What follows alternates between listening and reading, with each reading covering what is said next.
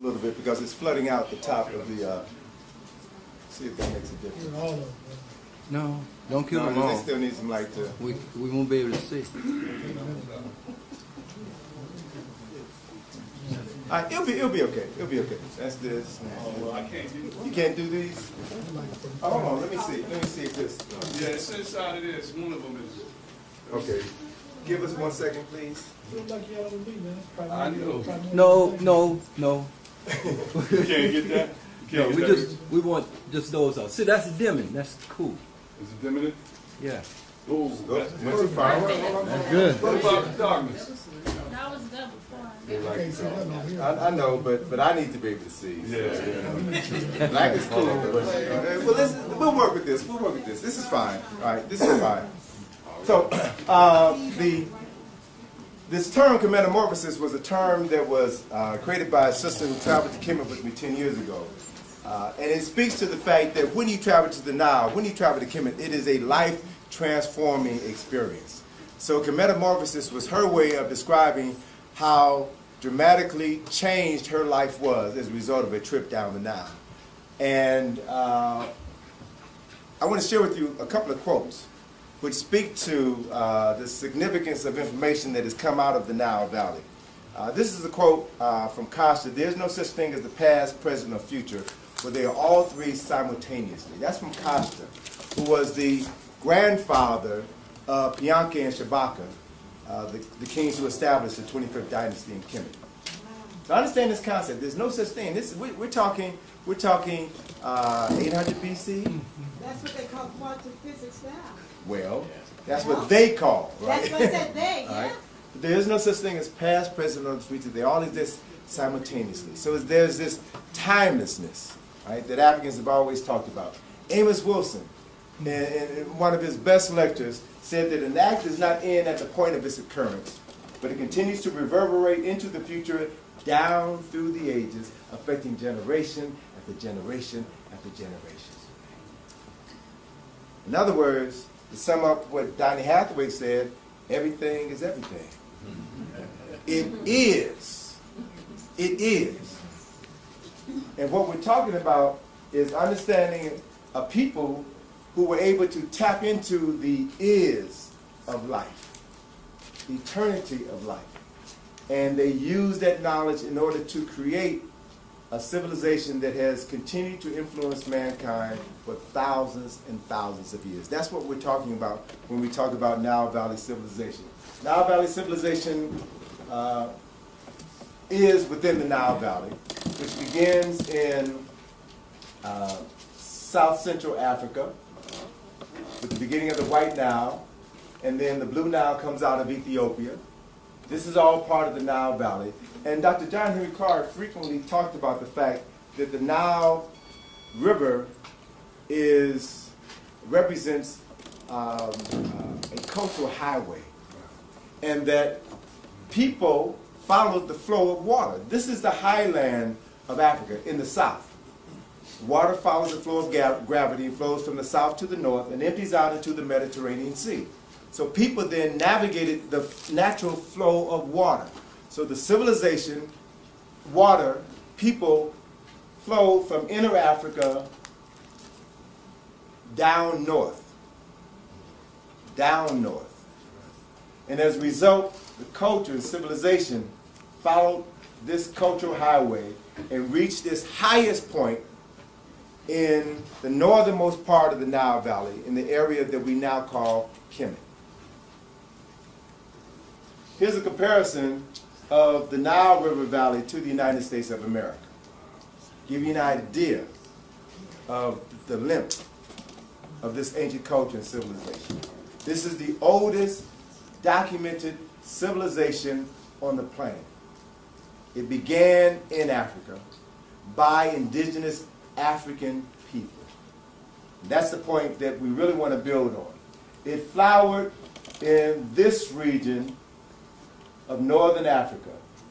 Kush, lower and upper Kush, and upper and lower Kemet. That is where culture and civilization began. We know now, as a result of some of the latest research, that it's in this region where the essence of Kemet had its foundation. This is what we know now. As we do continued research, we probably will find that the essence began further up south. But as of this moment, this is what we know. We know, for example, that at this area here, Nabta Playa, they found the oldest astroarchaeological calendar in existence.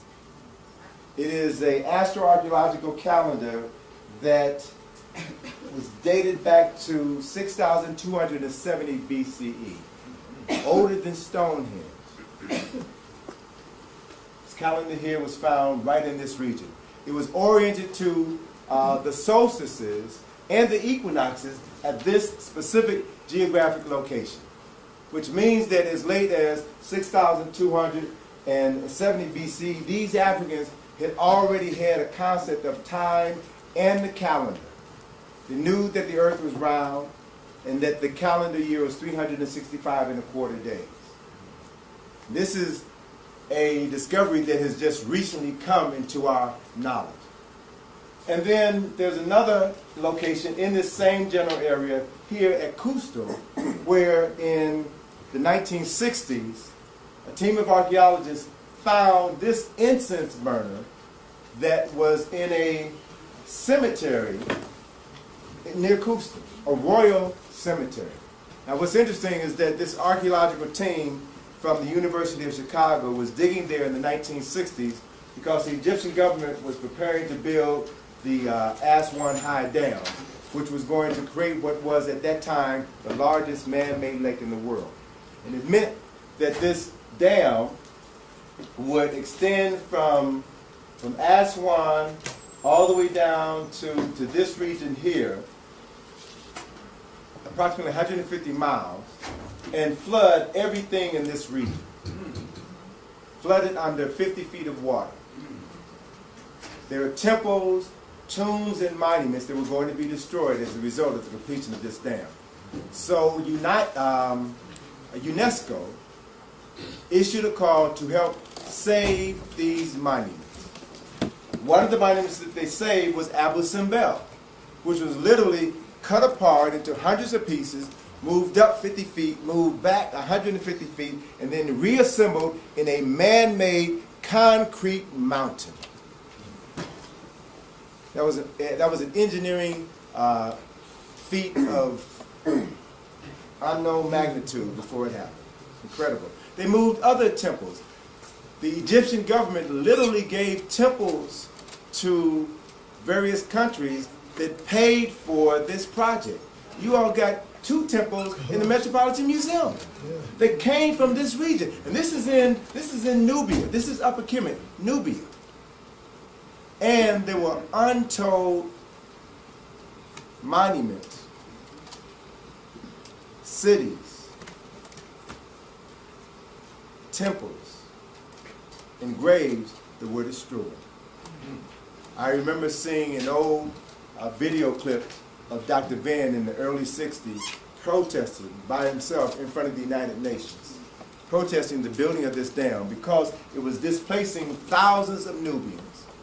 And there were groups of Nubians who refused to leave. And approximately 3,000 of them drowned when the dam was built. And nobody cared. Nobody cared.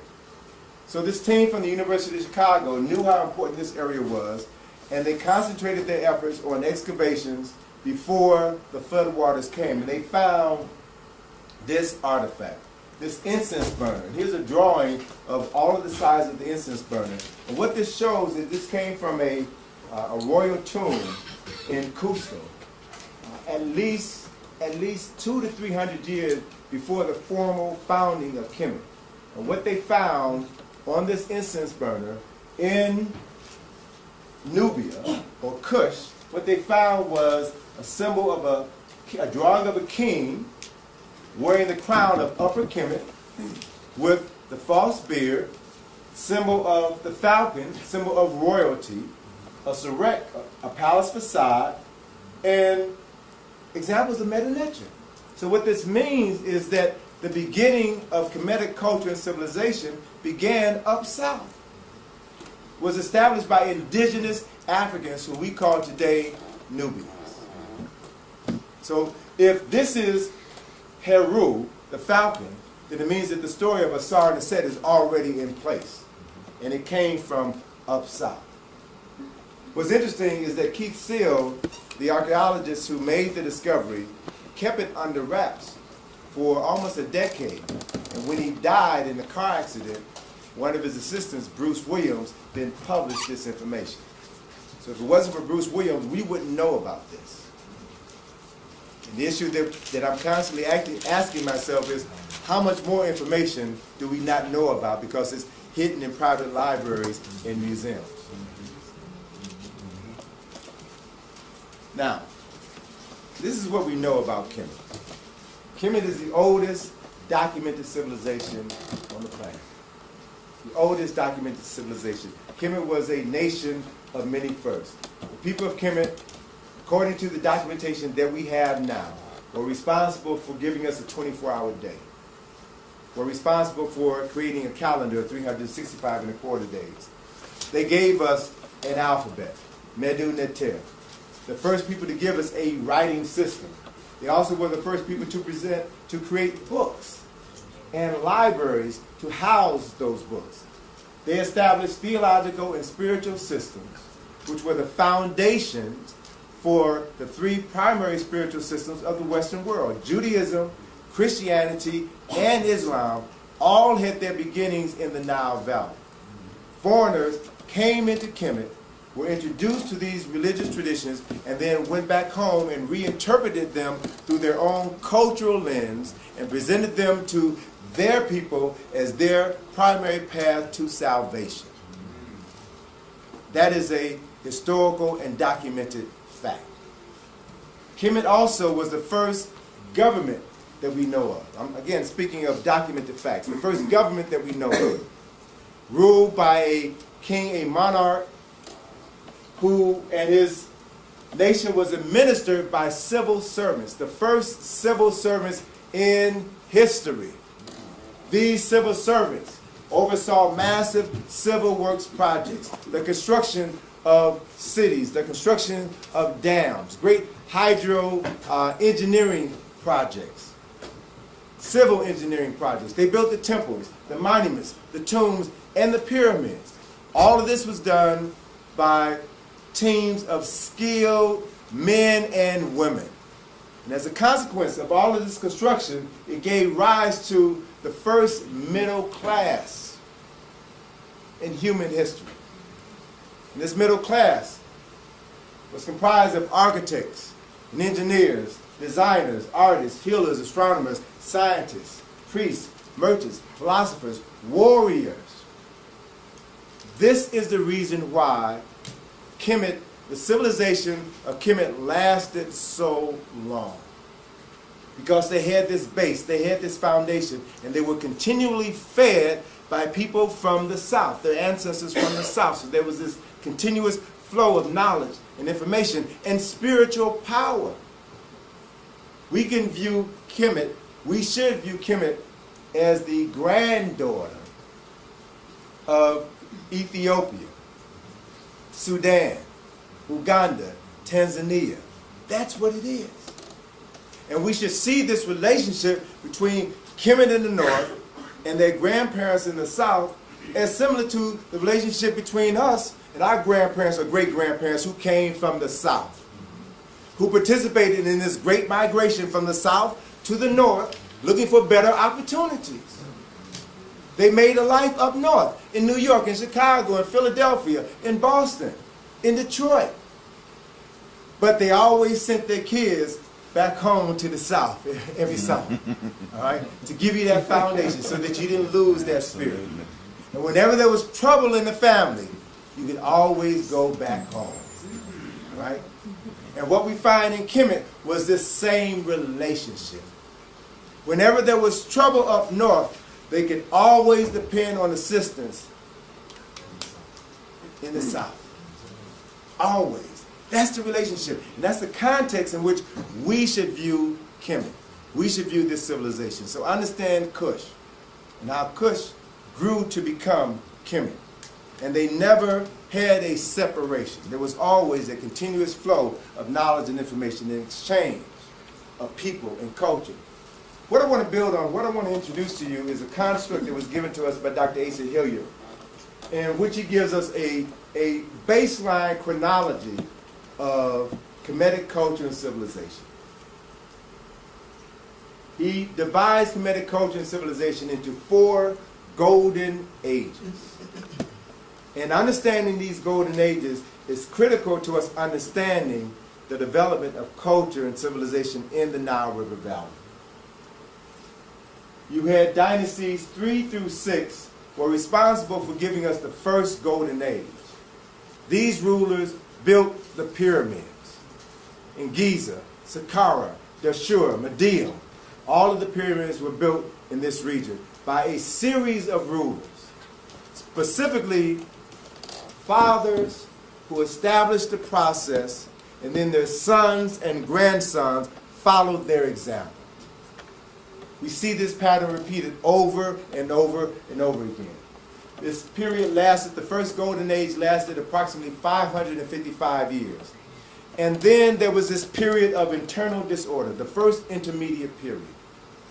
As we understand Kemet, we've got to understand that there wasn't peace and happiness and harmony all throughout Kemet. That's a fallacy. These were human beings, like all human beings. They have problems, they have issues, they have wars, they have conflicts. They resolve the conflicts. They learn from their mistakes and they move on. That's reality. So we need to move away from this idealistic concept that Ma'at and peace and happiness was everywhere. That's not true. It doesn't diminish who they were and what they did. It just puts them into a proper perspective. So these periods of internal disorder, when you read the text, and the texts are there, they read like the Sunday morning edition of the New York Post or the Washington Post. No. In terms of who shot who beat up who stole from who. You read you read the accounts of what was happening during these periods of internal disorder, and you swear you're reading today's newspaper. There's confusion everywhere. There's nobody to trust. Sons are disobeying their fathers. It's contemporary news that happened thousands of years ago. That's real. And then these periods of internal disorder were brought under control in every instance by Africans from the South who came and ushered in a new golden age. Every time Kemet got in trouble, it was always Africans from the South who set things right. So the second golden age, dynasties 11 and 12, was a time frame in which all of the great literature of Kemet was written. The wisdom texts, legal documents, incredible stories about life, metaphors about life. All of this comes out of this great period. Why did they write these stories? Because they had just gone through some very difficult times. And they had lessons, many lessons to reflect on. To leave examples for those who came behind them. Don't make the same mistakes our ancestors have made before us. That second golden age lasted for 256 years. And it, unfortunately, was followed by a second intermediate period. And during this second intermediate period, represented the first time in the history of Kemet where Kemet was invaded by foreigners, the Hyksos, so-called shepherd kings, Asiatics from the northeast who came in and conquered Kemet. They only conquered the northern part of Kemet. Every time these foreigners came in, every time these foreign armies came in, they only controlled the northern part of Kemet, lower Kemet. Not upper Kemet, not the heart and soul, because it was that part of the country that was closer to Europe, closest to Asia. So they had access to it. And you have to accept the fact that the only reason, or one of the primary reasons, why these foreigners were able to come in and take control of our communities was because we messed up. We didn't have our stuff together. Because when we did have our stuff together, they didn't dare enter our country. The second intermediate period was followed by, again, kings, rulers from the south, who established the third golden age, which lasted 364 years, dynasties 18 and 19. It was this era in the history of Kemet where all of the great temples were built. Luxor Temple, Karnak Temple, Abydos. All of these great temples were built during this time frame. And for the first part in the history of Kemet, they were forced to become an imperialistic nation. They were forced to send their military outside of their borders to build forts in the north to prevent these invaders from coming back in and taking control of their nation. So it represented a profound shift in the thinking of the people, because now they were, in some efforts, they were not unlike the U.S. in that they were forced to become a military power in order to protect their interests. They had never had to do that before. And what you also will notice here is that the periods of the Golden Age, with the exception of the third Golden Age, the period of the Golden Ages get shorter and shorter as the periods of, as the intermediate periods and periods of confusion get longer and longer. So what you are seeing is the gradual diminution of the power of Kemet. Kemet is dying, slowly dying. And as she dies, she becomes more vulnerable, more susceptible to outside influences. We have the third intermediate period at the end of the third Golden Age. During that third intermediate period, Kemet was controlled by various so-called warlords in the nation who all vying for power, controlled by Libyans from the west, Asiatics in the north. It was total turmoil. And then Costa, who was up south in Kush, said that I've got to clean house again and restore the land of my ancestors. And Costa set in motion the fourth Golden Age, but died before he could complete his mission. Right? That fourth Golden Age lasted approximately 130 years. After the fourth Golden Age ended, Kemet was, for all intents and purposes, after the fourth Golden Age ended, the 25th dynasty, Kemet was never again completely controlled by African people. Persians came in, then the Greeks came in, then the Romans came in, and then ultimately the Arabs came in, and they've had possession of Kemet ever since. So everybody who came into Kemet took a piece of what had been established during these other golden ages, and they used this piece to advance their civilization, their culture. That's how this process went on. That's how Kemet influenced Western culture and civilization. So let's look at this in context. During the period of the 18th dynasty, Jehudi-Mes III, Tutmosis III, in an effort to consolidate his base. I think it was J.E. Rogers who referred to Jehudi-Mes III as the Napoleon of ancient Egypt, right? Because he had established a military base that had gone all the way into Asia, all the way into Palestine, and set up fortifications. As I mentioned last night in the presentation I did last night, if you go to Israel, if you go to Megiddo, at Megiddo, they would tell you that the first recorded battle in history took place at that site. That was the Battle of Jehudi-Mes III, when he ran out the Asiatics and set up fortifications within that region of the so-called Middle East, and left garrisons of troops there in order to prevent any invading army from making their way back into Kemet again.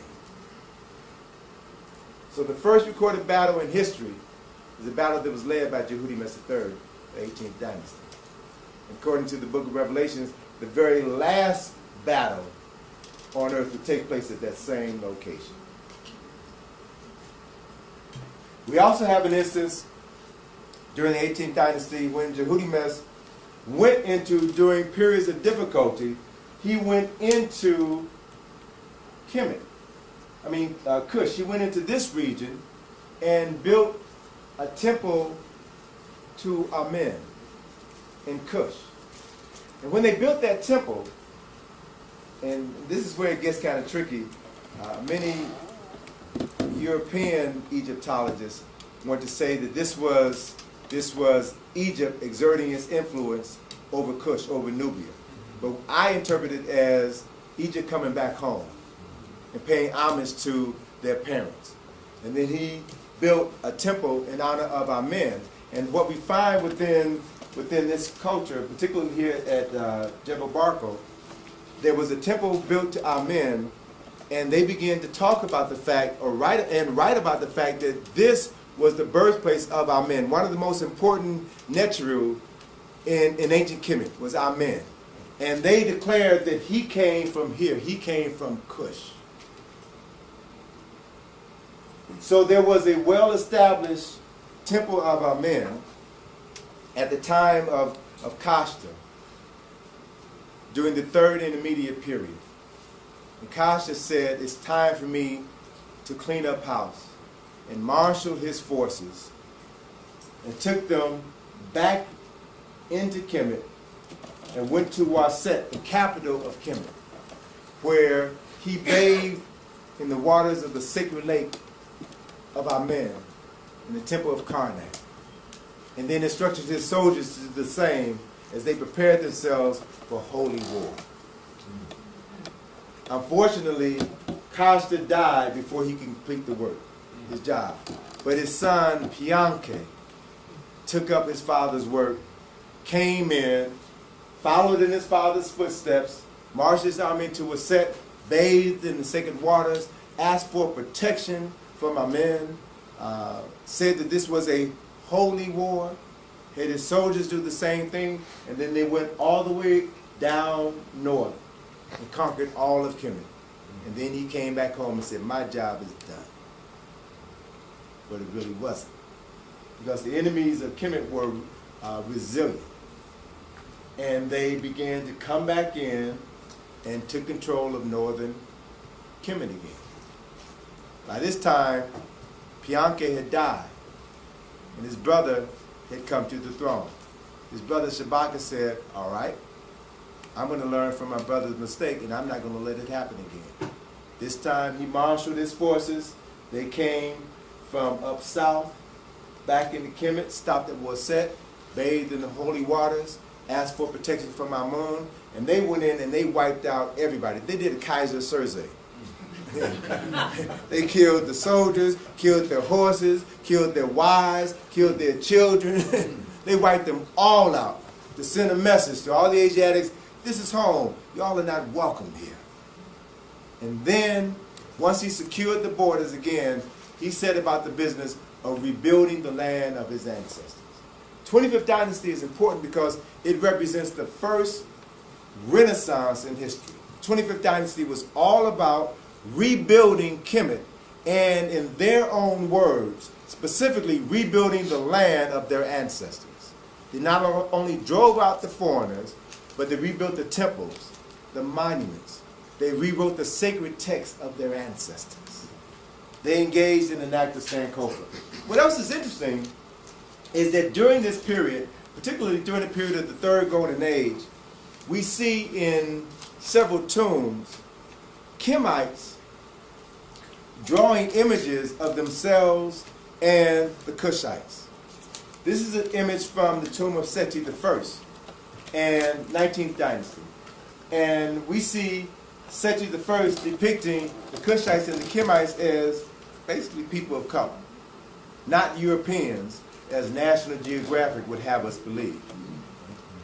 Seti I's grandson, Ramesses III, in his tomb has this depiction of the Cushite and the Kemite. You can't tell which is which.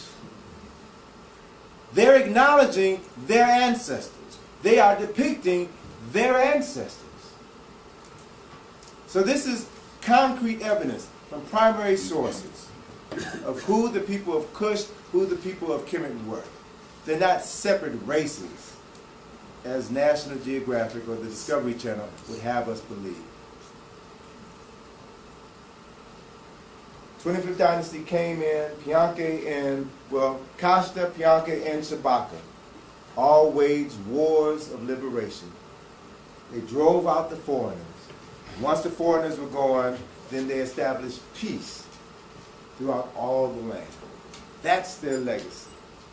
That's what the 25th dynasty is noted for. So then let's look at this gallery of ancestors, this gallery of African men. Kashta got the ball rolling. And one could say that Kashta was the first king of the 25th dynasty. He planted the seeds in the minds of his son. He didn't complete the job, but he deserves credit for getting the ball rolling. His son Pianke followed in his footsteps after he died. When Pianke died, his brother Shabaka followed in his footsteps and completed the job. When Shabaka died, the son of Pianke, Shabika, maintained control of his father's and his uncle's and his grandfather's kingdom. And when Shabika died, his brother Taharka took over. And when Taharka died, his cousin Tanudamen took over. So we're looking at 3 generations of African men following in the footsteps of their fathers. This is what we did when we were in control of our destiny. This is how black men led their families, their communities, and their nations. This is what we've got to return to. We've got it. We don't have to reinvent the wheel. We've got all of the documentation. We've got the examples. All we have to do is be willing to engage in acts of Sankofa and replicate this model in our communities right now. And we have an opportunity to do that. I want us to be very fully aware of what time it is and where we are in the overall scheme of things. These are the tombs that were built in Kush. This is actually the tomb of Taharka. As Dr. Clark often said, there are more pyramids in Kush than there are in Kemet. There are approximately 225 pyramids in Kemet. And at last count, there was 118, 119 in Kemet. They keep finding pyramids in Kemet, or more specifically, they keep finding the ruins of pyramids in Kemet. So Dr. Clark often talked about the fact that this concept of pyramid building originated in the South and migrated northward down the Nile. We need to begin to do more research in the South so that we can validate this statement. There's still a lot of work to do. And this is Taharka. This is the cover of the National Geographic edition that came out about 2.5 years ago. I think it was Black History Month, 2007, 2008. It's a well-written article, but the article is deceptive. The article is very deceptive. The black pharaohs. They make the assertion that the only time there were black pharaohs or black rulers of Kemet was during the 25th dynasty. So the title is deceptive. It suggests that the other rulers of Kemet were not black. And that's a lie. That's a lie.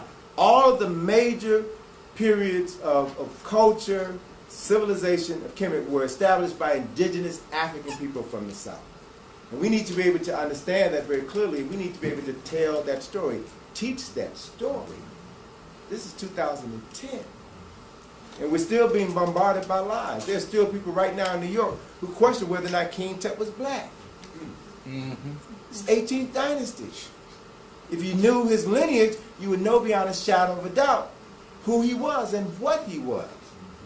So the only reason others can get away with that nonsense is because we have not done our job. We've not done the work that Dr. Ben and Dr. Clark and Chancellor Williams and others have prepared us to do. And that's inexcusable. We have to do better. We have to do better. So, what I want us to look at, and what I want us to understand, is that 6,252 years after the founding of Kemet, and 2,757 years after the 25th dynasty, this is what we know. This is what we are certain of. That when Kemet fell, the past was erased and the erasure was forgotten. This is what we know for sure. We know that ancient facts were falsified and presented as historical truths in order to separate Cush from Kemet, Kemet from Egypt, Egypt from Africa, and Africans from their own cultural legacy. This is 2010. And we still have to fight to prove that Africans were black? What kind of nonsense is that? We're the only people who have to prove the civilization, the culture and civilization that took place on our continent was done by us, and not Asiatics or Caucasians. The only reason why we're still fighting this fight is because we have not done our work. We have not used the resources that were available to us to end this issue once and for all. And we have to do better. We have to do better. So, what I want to do in talking about this history, one of the best ways to talk about the history sometimes is to... Mr. Browder, may you please go back to the past line? You want to continue writing? Yes, just the last line. Just the last line? There you go, my sister. There you go, my sister. Thank you for asking me so politely.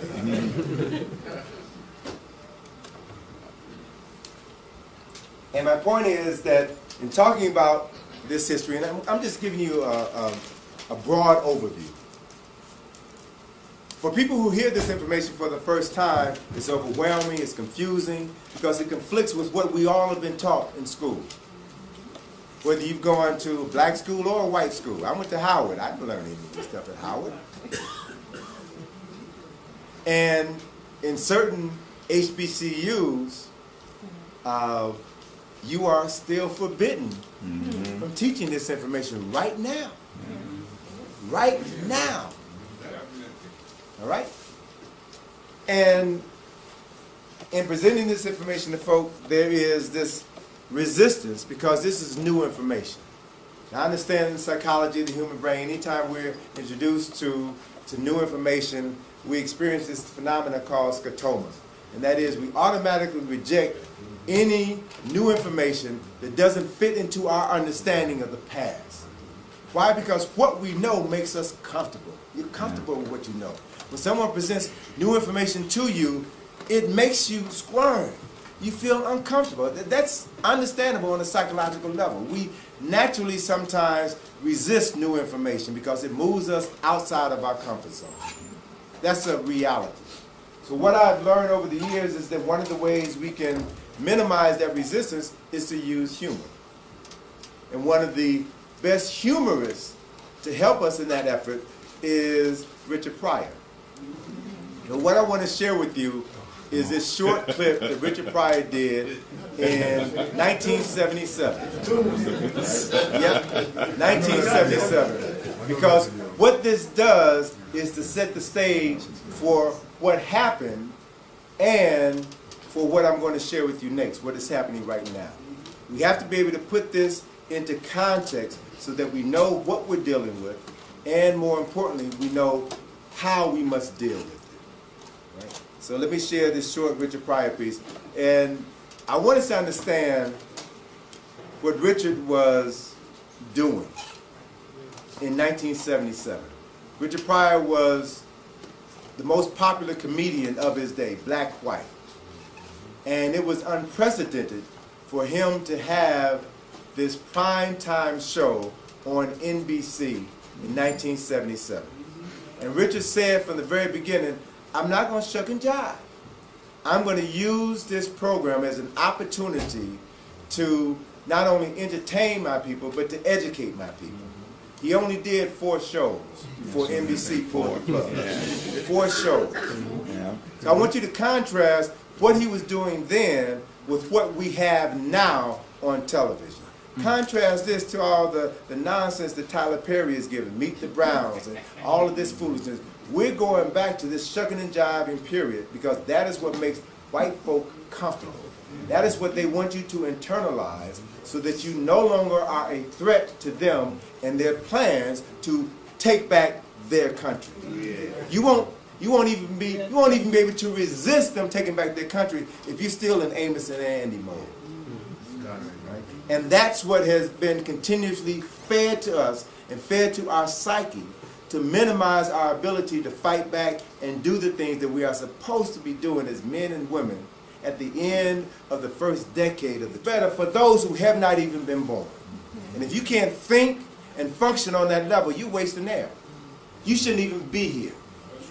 Because times are serious. We don't have time to waste. We don't have time to play. This information is not nothing to play with. Too many people have lost their lives, have lost their careers, bringing us information that we're playing with.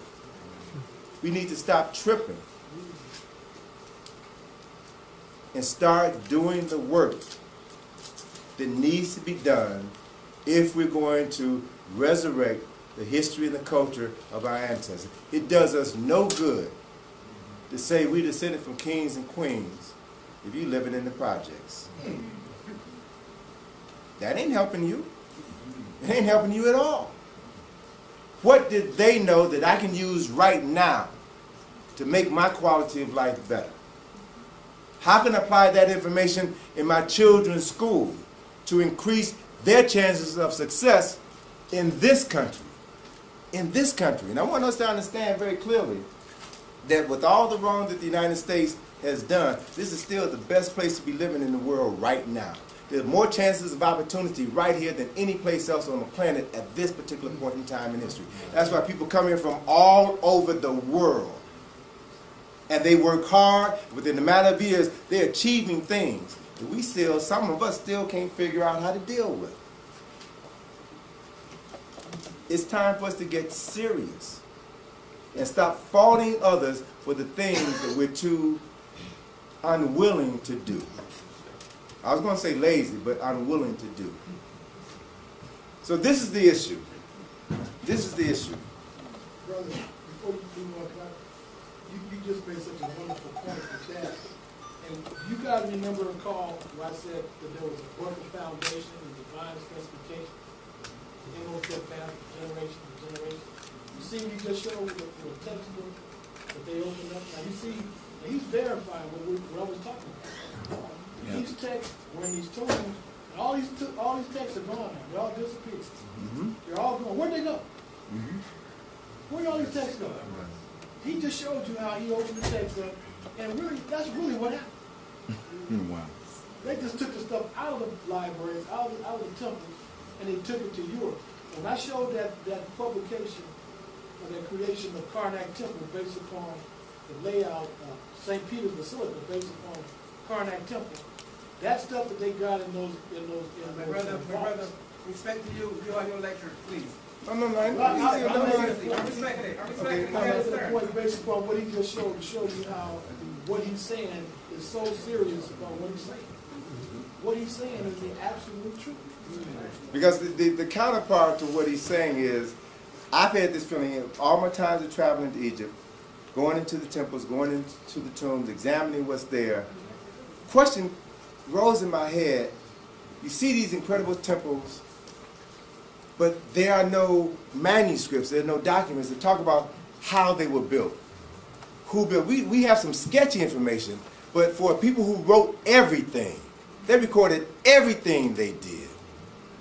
What is missing, this pantheon of literature, is how they built these structures. So my only conclusion is somebody's got that information. And they're sitting on it, they're trying to decipher it, and they're trying to use that to hold on to the power that is slowly slipping away from them. So this is where we are. This is the reality in which we're living right now. We don't have to dwell on the past. We don't have to be complaining about what happened in the past. we can use our understanding of the past in order to create the future that we want, because that future, as Kasha said, exists right now. It's already here.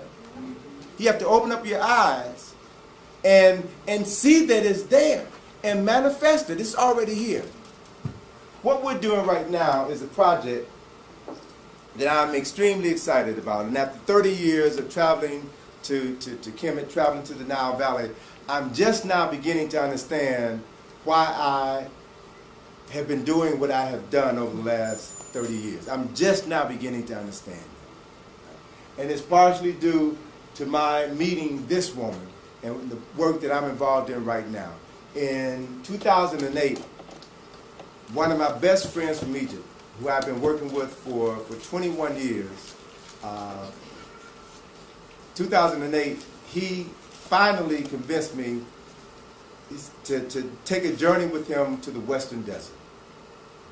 He had been saying he's been my guide on my trips to Egypt since 1988. He's in Nile Valley Contributions to Civilization. His name is Abu Naga. He is like a brother to me. He is a family member to me. And we've had some phenomenal conversations. He's opened doors for me that other people have not had access to. He's shown me things that other people haven't seen. And he had been telling me for the longest time, Tony, you need to come and take this trip in the Western Desert. And I kept putting it out. I don't have the time. So finally, in July 2008, I said, all right, I'll do this. You know, I'll come early. I had a group coming later that year. So I said, listen, I'll come out 2 weeks earlier. I'll spend some time with you in the desert. We'll do this trip. And then he's got this house. He let me stay at this house so I can do some research on this new book that I'm working on, the follow-up to this. And it was during that trip that two phenomenal things happened. I went with him out in the Western Desert, a couple of 100 miles from the Nile River. And do you know that there are temples, there are tombs, there are monuments in the middle of this desert? There's stuff everywhere. I seen temples and monuments no folk that I know have ever seen. And on one particular occasion, we slept out under the stars. We camped out because we had a 4x4 and we had a tent, and we camped out under the stars in the middle of the desert. And that was one of the most spiritual experiences I've ever had in my life. I woke up in the middle of the night and just saw, you know this expression, a blanket of stars in the sky? Yeah. I saw a blanket of stars in the sky. I saw the sky for the first time in my life. Y'all ain't seen the sky. Here in New York, in the United States, y'all ain't seen the sky. You see, something up there, but you don't see the sky. The real sky, when you're away from lights, you see every square inch of that blackness has a dot, a star, a planet. That's what's out there. And as I just kind of marveled in all of that, I could see the Milky Way. I mean, it's there. And in all the sacred texts of Kemet, they talk about the rivulet in the sky. They talk about the Milky Way. And I thought they were making it up, but it's there. I saw shooting stars. I mean, and realized that this is what they saw. I'm seeing the same sky they saw. I'm going back 6,000 years in time and seeing what they saw. I'm experiencing the same thing that they're experiencing. It was profound connection. In the middle of the desert, I mean, I saw things that you can imagine. We found this petrified forest in the desert. A petrified forest in the desert. I found shark's teeth in the desert. I found the calcified carcass of a whale in the middle of the desert. Huh? So do you all understand what this world was? What that region of Africa was? At the end of that trip, came back to his place and doing some research, and this brother took me to tombs that have not been open to the public. I'm taking pictures of I got thousands and thousands of photographs. Right? And I'm in the apartment one evening. I received a phone call from his nephew. My uncle called me and wanted me to come by and tell you about the work that I'm doing with this woman, Dr. Lena Piszczykova. She's discovered some tombs that I think you'll be interested in, and he wants you to meet her. Had a telephone conversation. The next day, I went over and met her. She lives right here in New York. She's born in Russia, came to the United States in 1990, received training in Egyptology at New York University from Bernard Bothmer, who was then the foremost expert in the 25th dynasty. And he trained her in the art and history of the 25th dynasty. So she is now one of the foremost experts on the 25th dynasty. She worked for the Metropolitan Museum, doing excavation and conservation work in numerous tombs on the west bank of Luxor. In her spare time, she was looking for some 25th dynasty tombs that were first recorded by some Englishmen in the late 19th century and were last written about by an Austrian Egyptologist / architect in the 1970s who saw these tombs, and then the tombs disappeared. So she knew the general area where the tombs were. And in her spare time, she was looking for these tombs. 2005, she found them. 25th dynasty tomb. Right? So she goes to her employer, Metropolitan Museum, and tells them of her discovery, seeking financial support for them. And they said, leave this alone. Walk away from it. But this is important. This is 25th dynasty. And from what I read of these tombs, this shows a connection between the 25th dynasty and Kush and ancient Egypt. And it shows that they're the same people. And this is a culture of Renaissance, how they helped to rebuild Kemet. And it goes all the way back to the Pyramid Age of the 3rd, 4th, and 5th dynasty. There's this connection. There's this link that people need to know about. Leave this alone. Mm-hmm. These are not your people. Mm. Richard Pryor piece. They wanted to shut her down. And she said, this is history. People need to know this. And when they refused to support her work, this woman, this white woman, quit her job. And then used her own money to finance the excavation of the tomb. And when she ran out of money, she tapped into her 401k.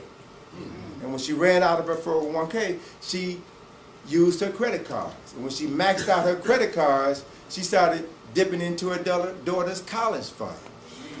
So when I met her in July of 2008, she had run out of money. And she had still just kind of scratched the surface in her work and was panicking. She didn't know what she was going to do next because she had invested everything in this, and she was coming to an end. She had no place to turn. We talked about her work. She took me down in the tomb, and as soon as I saw what was there, I automatically understood the importance of that discovery. And I said, well, I know a few people.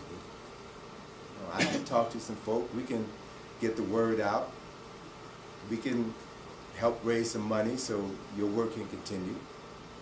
And that's when we, 2008, fall of 2008, began to put together this idea for this project that we named in honor of Dr. Hilliard.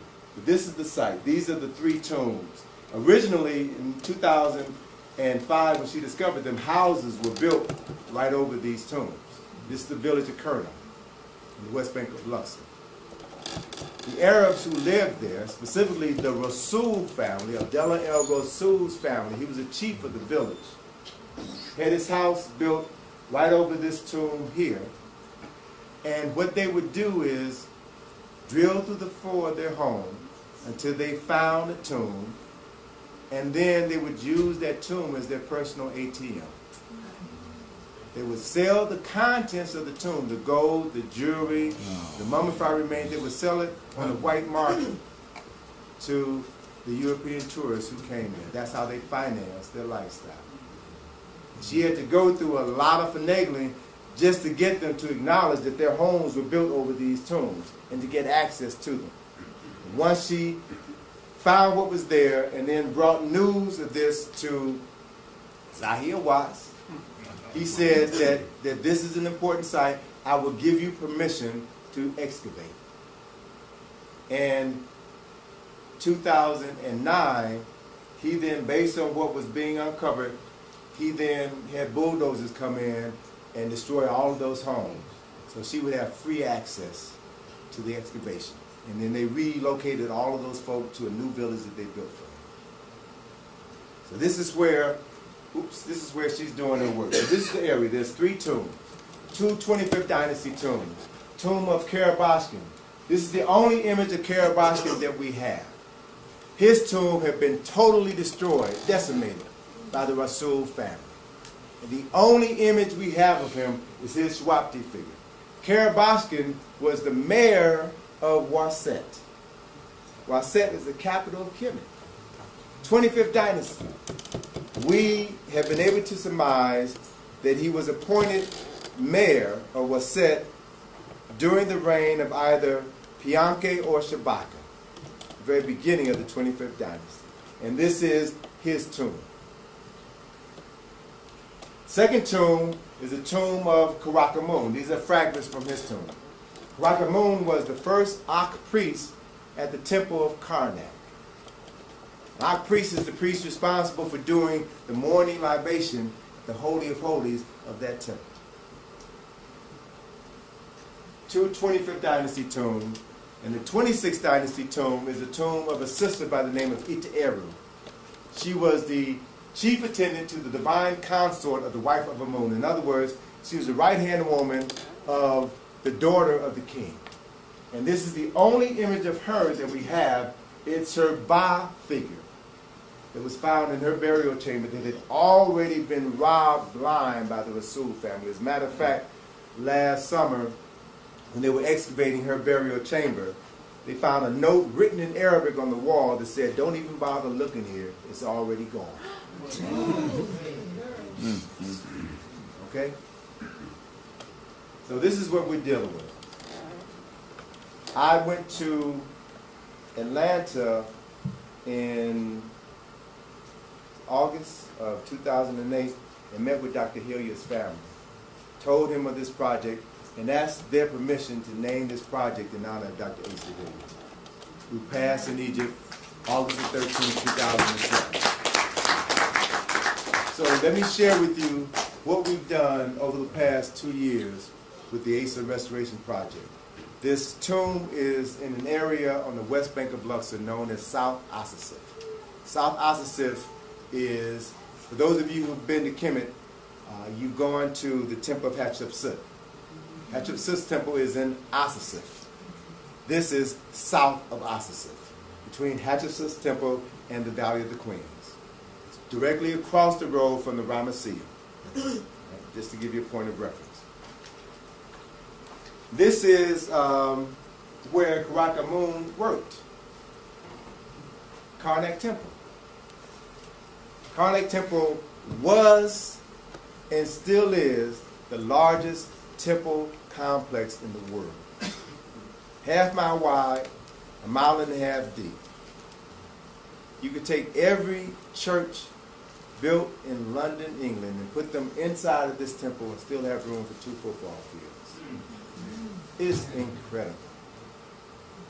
This is the place where Kashta, Pianke, Shabaka, and all 3 of their sons came to bathe in the sacred waters to prepare for holy war, the first jihad, the first holy war in the history of humanity. They came to the temple of Amen. Y'all heard that word before, Amen. This is his holy temple. They prayed to him for divine protection as they waged war against the enemies of Kemet. And once they restored their land, then Pianke, Shabaka, Taharka, all of these men rebuilt or added to this temple, added to this complex. It was Shabaka who is responsible for expanding the lake and creating it to the size that we see today. When you go to Karnak Temple, it's an incredible structure. Incredible structure. It was Taharka who built 10 columns at the entrance to the Hyperstar Hall. These 10 columns, of which only one remains today, Taharka's column, these were the tallest columns in any temple in all of Egypt. This is the 25th Dynasty. adding to the legacy of their ancestors, building for eternity. Taharka also built a chapel inside of this temple complex. They were a part of this culture, not apart from this culture. They were a part of this culture. This is where Karakamun worked, and this is where he was buried. In the 1990s, there was a flood in Egypt, and the ceiling of his tomb collapsed. These tombs are under the ground. They're like 40 feet under the earth, carved out of the limestone bedrock. So the creation of these tombs is not architecture, it's sculpture. Because you're removing everything that you don't want to be a part of this space. Not building the space, you're removing. And then the space is there, is what's left. 40 feet under the earth. So when the ceiling collapsed of this tomb, then it created this indentation in the sand. So the Arab family at the village of Kerna, hey, it's a perfect spot to dump our garbage. So when Dr. Lena came there in 2005, she found this garbage dump. And then she hired these workers to remove all of this stinky, funky garbage. A decade of garbage. In the summer heat, 115, 120 degrees. So the workers weren't happy, but it was work. Right? And they began to remove all of this debris, and she began to find things. They removed the debris and began to enter into this tomb. At the end of the first season, this is what they found. The first pillared hall.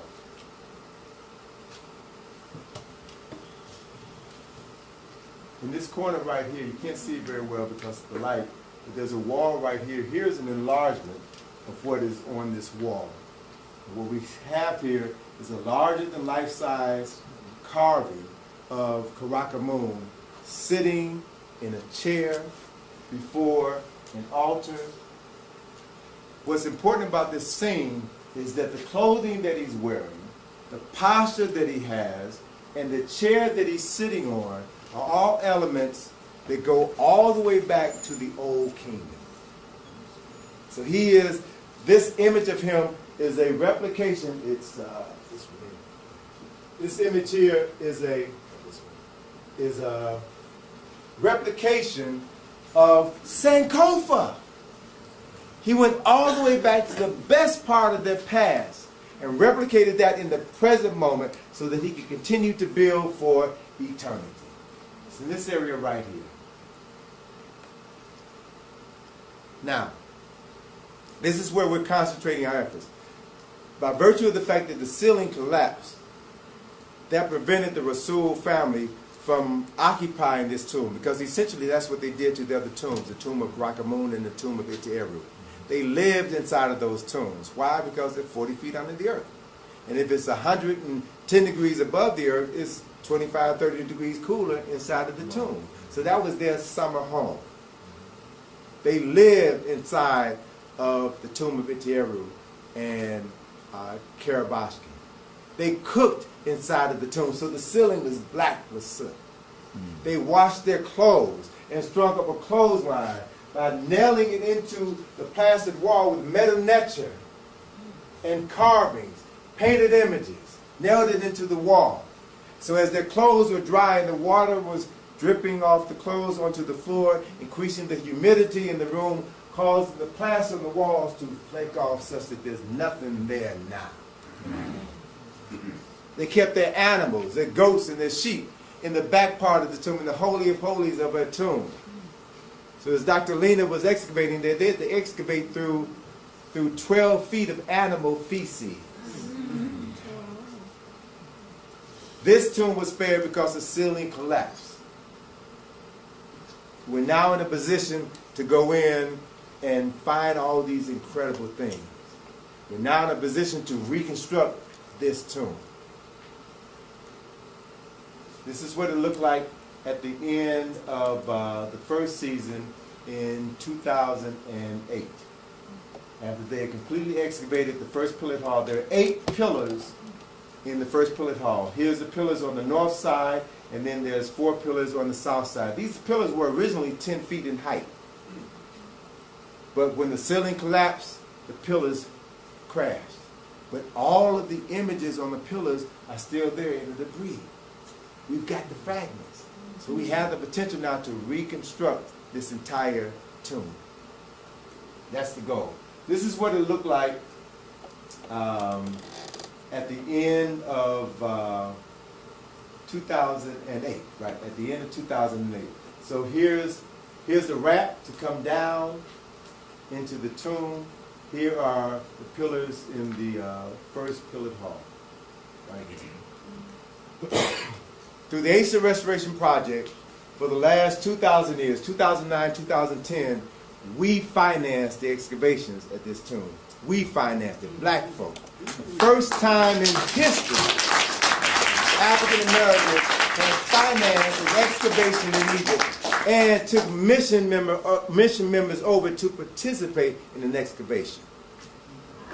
This is what it looked like in 2009 when we were there.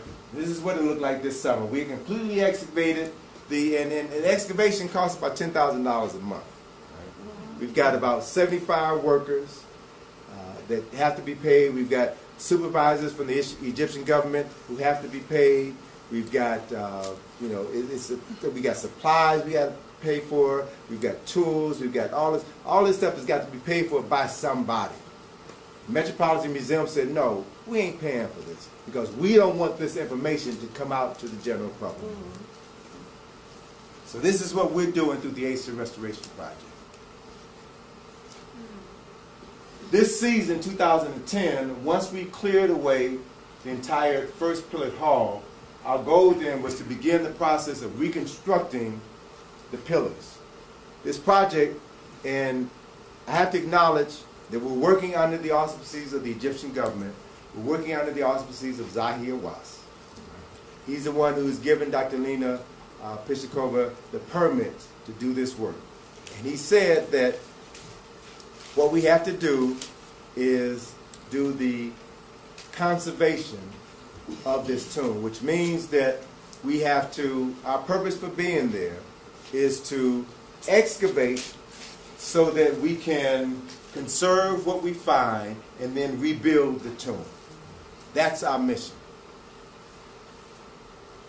So once we excavated the first pillared hall, we then covered up the other pillars with mud bricks to protect them because we're going to be using this space to store the other artifacts that we were uncovering as we began to excavate this area here, which is the second pillared hall.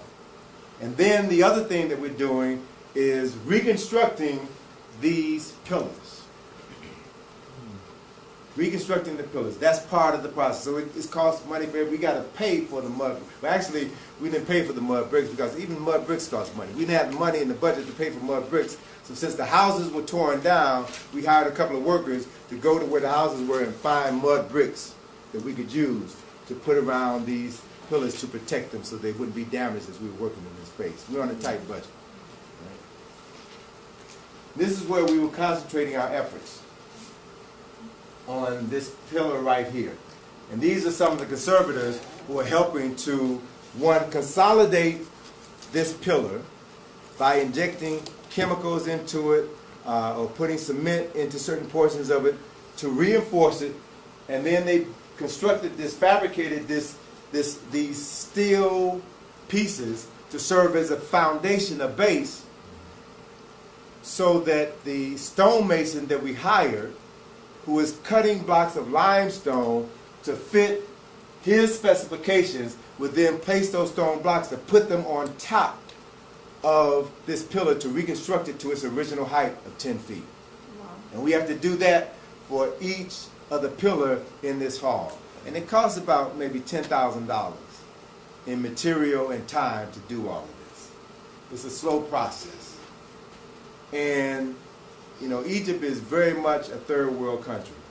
We don't have all this high-tech technology, so it's labor intensive. We had to build a winch to be able to lift up the blocks of limestone to put them in place to secure them on this pillar. Here is the column at the mid part of July. And then here it is at the end of August, restored to its complete height of 10 feet. Once the pillar is restored, then we take the glyphs or the fragments with glyphs and images on them that we found in the excavation, and then we reinsert them into the pillar. So we know each pillar has on it 3 hours of the 12 hours of the day and 12 hours of the night. So we know what's on the pillars. And we can reconstruct, we can restore this place following the model that we have. That's the process. That's what we're doing. This is one column that's not even finished now. We're maybe 75% done with this. We now have to put the pieces of metal netcher back into this column, and then we go on to the next pillar. Finish that one, we go on to the next one. So each pillar is going to cost approximately $7,000 in materials and labor.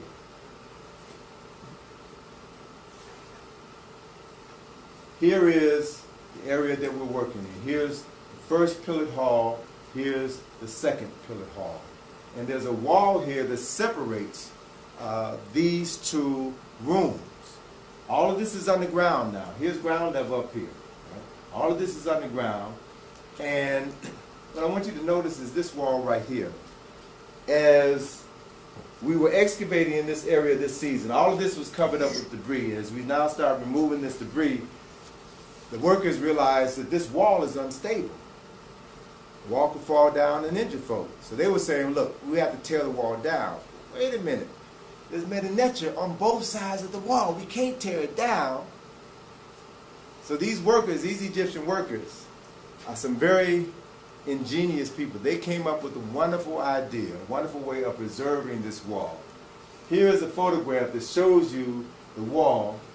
It's difficult to see it in this photograph, but what they did was create gigantic staples out of steel rods. Bend the steel rod in the form of a staple, drill a hole. Here's a staple right here, here's a staple right here, and there's another one right here. So you create this staple that's 4 feet long.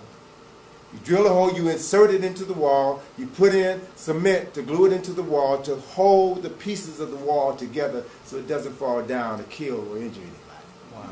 And you retain the metal netcher that's on this side of the wall, and a very important piece of metal netcher that we later discovered on this side of the wall. That's what we did. All this stuff costs money. You have to pay for the limestone, pay for the steel, pay for the cement, pay for all of this. And somebody's got to pay for it. White folk are not paying for it, so it meant that they had to come out of our pockets, and as we were raising money and the money was coming in short, most of the money came out of my pocket.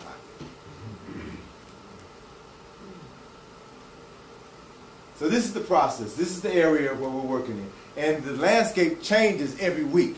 As we remove more debris, and we've got to change the method of us coming down into the tomb, into the work site. So this is it in early July. And this is the process. We have workers down here in the tomb with sledgehammers busting up pieces of limestone. We have other workers with baskets taking the pieces of limestone up out of the tomb and dumping them in this pit. Then we have a truck come by, a dump truck comes by about once a month to take up all of this debris and haul it away from the site. So this is the active excavation site. And then as the excavation increased, we could no longer use the thin ramps to come down. We had to go to the supply place and buy these huge railroad ties. No, we didn't buy them because we didn't have the money to buy them. We rented them. We rented them. So that they came up with this support system. They constructed this ramp now so that we can walk in and out of this active excavation site, and so that they can bring down these limestone pieces that would allow us to reconstruct this pillar. This is what our dollars have paid for the last 2 years. Again, this is another shot of the first Pillar Hall and the second Pillar Hall where we're concentrating our efforts. An issue that I was confronted with this past summer was money's running short, and they're constantly saying, well, look, we need a new drill bit. This drill bit isn't working. We need this. We need that. And I'm like, you know. So one of the things that we did at this site was acknowledge the fact that this tomb of Karakamoon, this priest, Karnak temple, had been desecrated by the Kemites shortly after he died, been desecrated by the Greeks, the Romans, the Arabs. One of the things that we decided to do was, the group of us who were there for the July mission, was that we needed to have a ritual at this site to honor the spirit of Karakamoon and to ask for his permission to be there to do this work to help restore his tomb. A group of us came out one evening, did this ritual, poured libation, and I personally appealed to the spirit of Karakamoon to let me know where we need to dig, because we don't have the money to dig everywhere. And we knew that his burial chamber was somewhere in this region. All this stone has to be busted up, has to be hauled out of the tomb. Do we dig here? Do we dig here? Do we dig? Where do we dig? Tell us where we dig. Karakamoon said, have them dig right here. I go to Dr. Lena, I said, Lena, why don't you take a couple of workers and have them work right in this area right here. Have them dig right here. Well, why? Dr. Lena, just trust me. Have them dig right there. So we had Mahmoud, who is the hardest working man in Egypt. Mahmoud and two of his partners bust up rocks and remove debris in this area. And then 2 days later, I hear Dr. Lena, Tony, come here. We found it. Found stairs going down into the earth. Yes. Yes.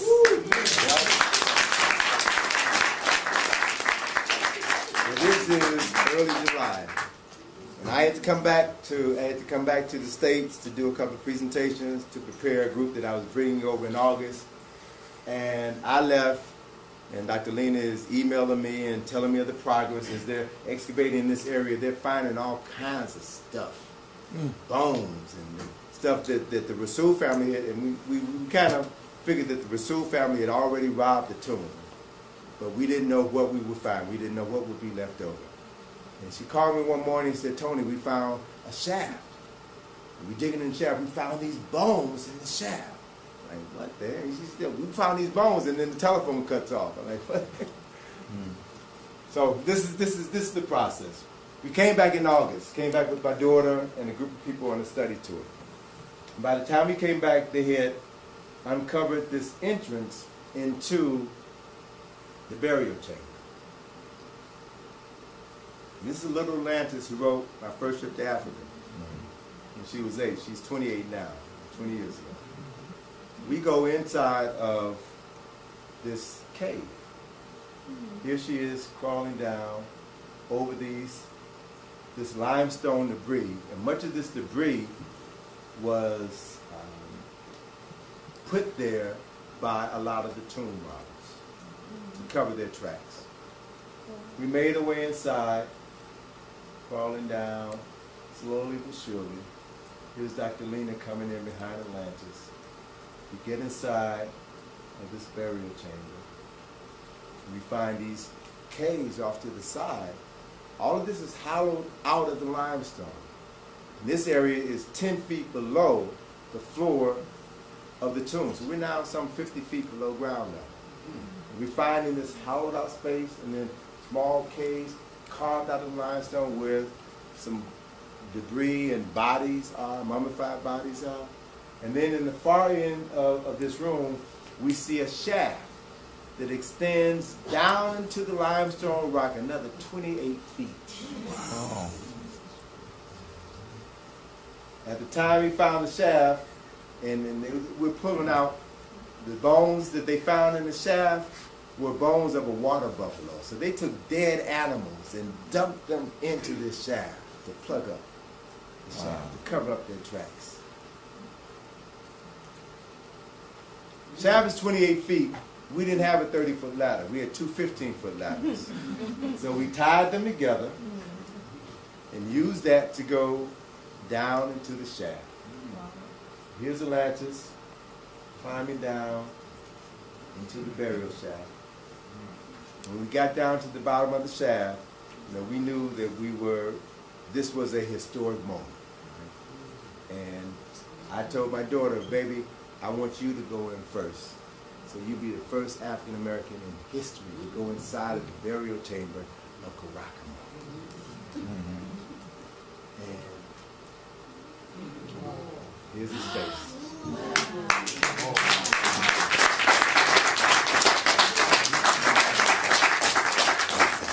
This space, this burial chamber, is about 12 feet wide, 18 feet deep.